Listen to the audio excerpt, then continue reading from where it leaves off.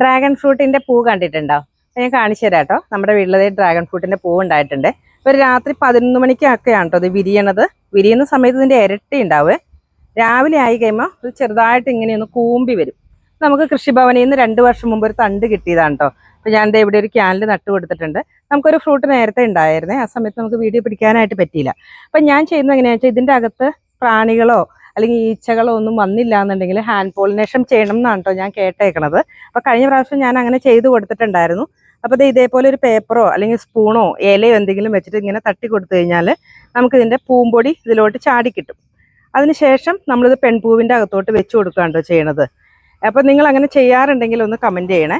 ഞാനിപ്പോൾ കഴിഞ്ഞ പ്രാവശ്യം ചെയ്തതുപോലെ തന്നെ ഈ പ്രാവശ്യവും ചെയ്ത് കൊടുക്കുകയാണ്.